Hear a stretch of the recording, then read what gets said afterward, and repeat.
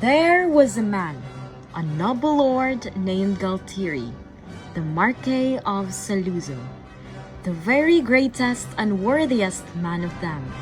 He spent so much time at hunting and hawking that he gave no thought about marrying and establishing a family. His friends and subjects, fearing that old age would overtake him before he acquired an heir, pressured him to take a wife.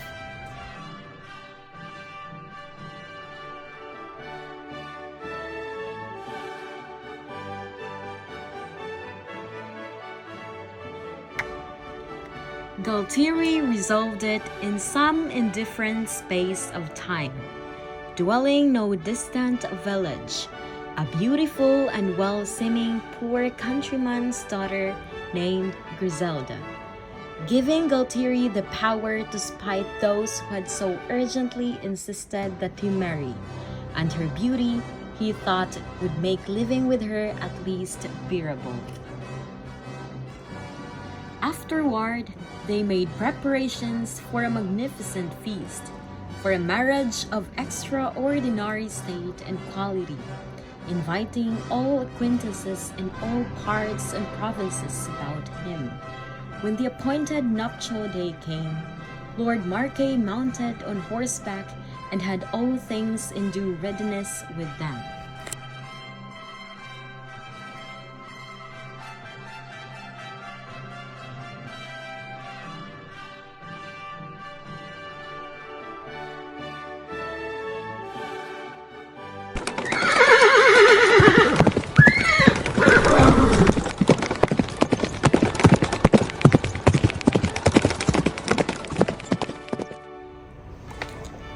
No time was wasted. A wedding was well on its way, but Galtieri's reluctancy didn't stop him from plotting something mischievous. Gresilda appeared to be a worthy addition to Galtieri's noble household, but the Marquis, unsure of the depth of her character, decided to test her loyalty and her patience. Thus, soon after the birth of their first child, it was a beautiful girl. He informed her that his subjects were unhappy with the child, and that it was to be put to death. He began to provoke her by injurious speeches.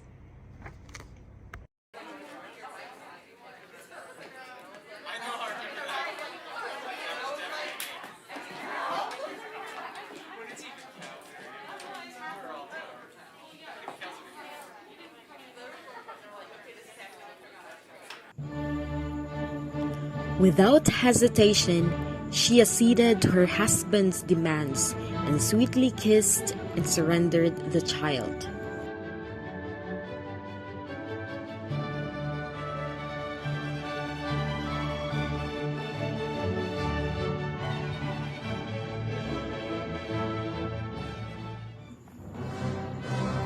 After giving up the child, Galtieri had the baby sent to Bologna, to an honorable lady, his kinswoman, requesting to raise her nobly and carefully educated. After 5 years, being with child and delivered of a princely son, which nothing could be more joyful to the Marquis, yet all there were not sufficient for him, ruder than before, expressing harsh intentions. The noble Marquis, as he did before to his daughter, as if he had sent it to have been slain, conveyed it to be nursed at Bologna, in company of his sweet sister. His subjects, believing that he had caused his children to be slain, blamed him greatly, thought him to be a most cruel man.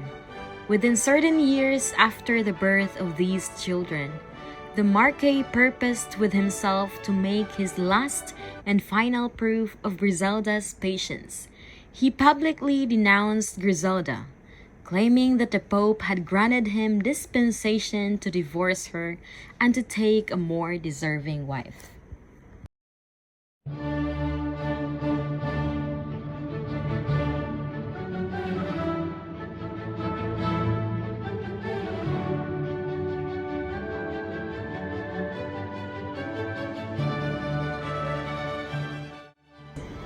Griselda, wearing only a shift, was sent back to her father.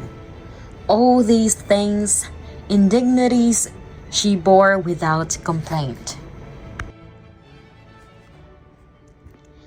As the day approached when Galtieri, as it was supposed, was to take a new bride, he asked Griselda to return to his palace, for no one knew better how to prepare for guests than she did.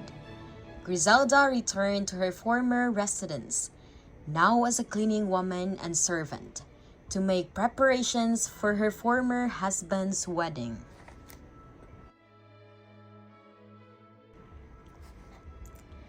At last, recognizing Griselda's sincerity, faithfulness, and patience, Galtieri revealed to her the trials that he had devised to test her loyalty.